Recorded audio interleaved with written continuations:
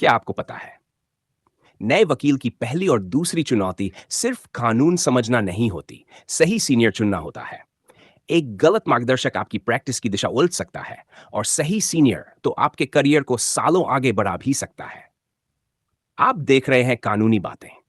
अगर आप चाहते हैं कि हर बार ठोस और व्यवहारिक रास्ते मिले जो आपकी लॉ प्रैक्टिस को तेजी से आगे ले जाएं, तो चैनल कानूनी बातें को अभी सब्सक्राइब कर लीजिए, ताकि अगली वीडियो में और गहराई मिलती रहे।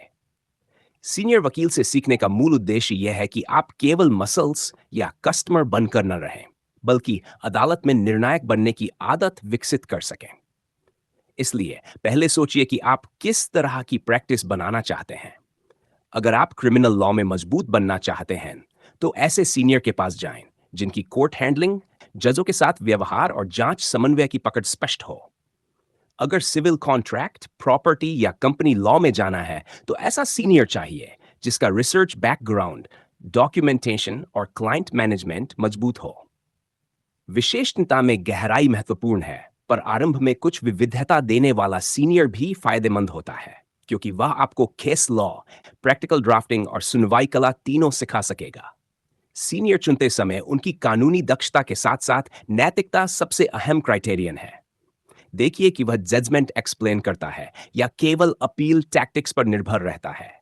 क्या वह केस लॉ को सही सही व्याख्यायित करता है, और क्या वह क्लाइंट के हित में ईमानदारी से काम करता है। ऐसे सीनियर जिनके पास ताजा फैसलों का ज्ञान, ठोस ड्राफ्टिंग सिग्नेचर और नियम समय की समझ है, वे आपको किसी भी मामले के मुख्य मुद्दे को पहचानना सिखाएंगे। साथ ही ये परखिए कि वह वकील कोर्ट में किस तरह का व्यवहार रखता है। क्या वह अनुशासित, विनम्र और तर्कसम्मत है, या बार बार विवाद पैदा करता है। कोर्ट में प्रभावित करने की कला वही सिखा सकता है जो पहले से उसे मानता है। सीनियर का लर्निंग अप्रोच आपके लिए मायने रखता है।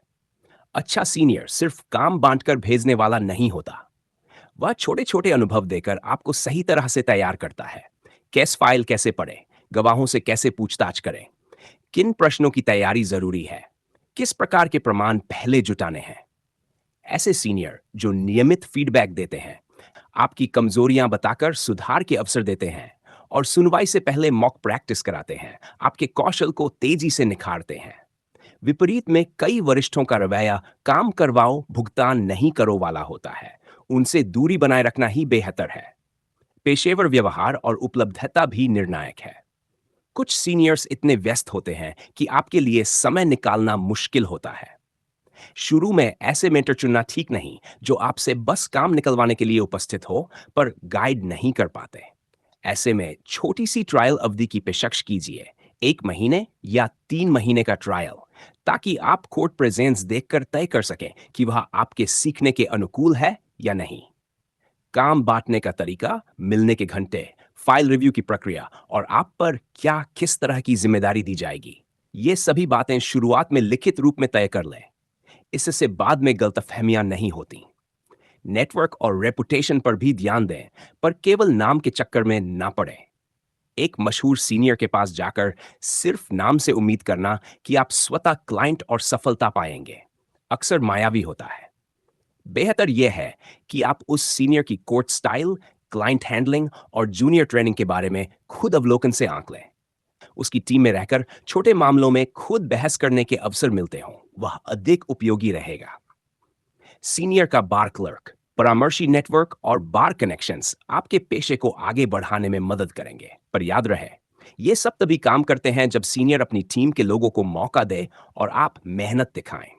सीनियर का व्यक्तित्व और आपके व्यक्तित्व का मेल भी बहुत मायने रखता है। कुछ सीनियर कठोर शैली के होते हैं, पर वे अभ्यास केंद्रित होते हैं। कुछ धैर्यवान और स्पष्टीकरण देने वाले होते हैं। नवयुवक के तौर पर यह समझना जरूरी है कि आप किस तरह सीखते हैं। फीडबैक चाहने वाले हैं या स्वायत्त तरीके से काम सीखना पसंद करेंगे, और उसी हिसाब से सीनियर चुनें। इसमें आपकी आत्म-इरादा भी शामिल है कि आप कितनी तुरंत गलती स्वीकार कर सुधार कर लेते हैं। वित्तीय और कॉन्ट्रैक्चुअल पहलू स्पष्ट रखें। बहुत से नए वकील बिना शर्त किसी सीनियर के पास जुट जाते हैं और बाद में फीस वितरण, स्टाइपेंड या क्लाइंट हैंडलिंग को लेकर परेशान हो जाते हैं। शुरू में फीस एग्रीमेंट, स्टाइपेंड, काम के घंटे और खर्चों के शेयर पर स्पष्ट चर्चा करें। क्या आप पेशेवर रसीद पाएंगे? क्या आप क्लाइंट मीटिंग में साथ जाएंगे? और आपकी भूमिका क्या रहेगी? यह सब लिखित रखें। यदि सीनियर काम सिर्फ मुफ्त में करवाने और सीखने का वादा कर रहा है, तो सुनिश्चित करें कि सीखने के स्पष्ट परिमाण मिल रहे हैं। अन्यथा समझौता बदल दें। क्या सीनियर कोर्ट में आपको बोलने देता है? यह परीक्षणीय प्रश्न होना चाहिए। जो सीनियर जूनियर को कोर्ट एक्सपोजर नहीं देते, वे आपके स्पीड ब्रेक बन सकते हैं। शुरुआत में छोटे मामलों में खुद बहस करने का मौका मिलने से आपकी साख बनती है। साथ ही ये देखिए कि सीनियर गलतियों पर मार्गदर्शन करता है या सार्वजनिक रूप से बेइज्जत करता है।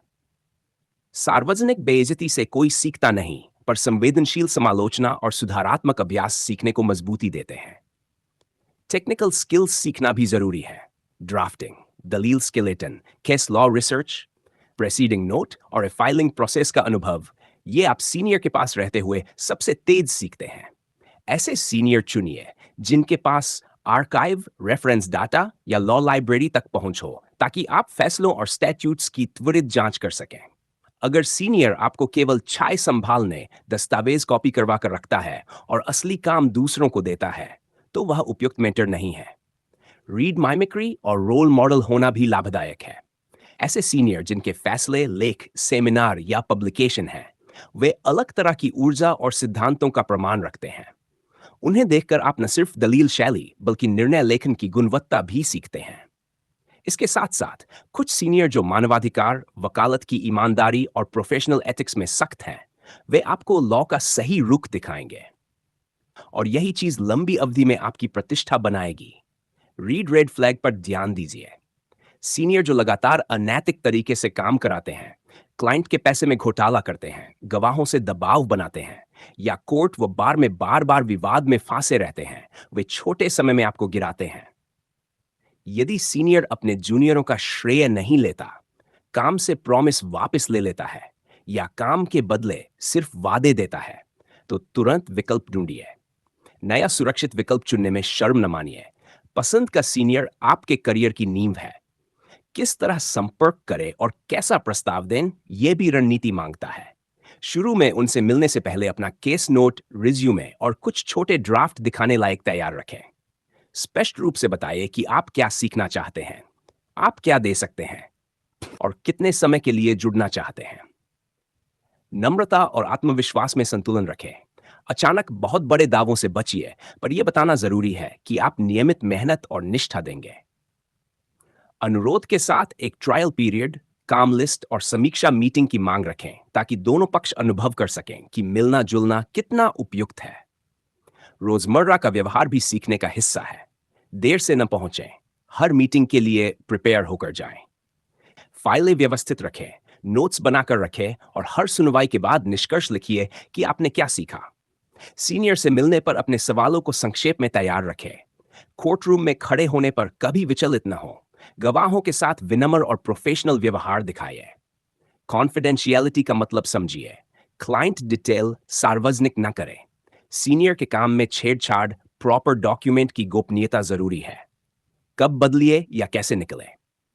अगर आप देखते हैं कि सीखने के अवसर बंद होते जा रहे हैं, नियमों का उल्लंघन हो रहा है या आपकी मानसिक शारीरिक सेहत पर असर पड़ रहा है, तो सफाई से इमिग्रेशन कर लें। नकारात्मक तरीके से निकलने की बजाय शालीनता से नोटिस दीजिए। अपनी कार्य प्रगति का सारांश बनाकर दें और रेफरेंस लेटर मांगकर प्रक्रिया पूरी कर लें। रखरखाव में क्लाइंट डॉक्यूमेंट्स की प्रतियां न लें जो आपके पारंपरिक दायित्वों का उल्लंघन करें।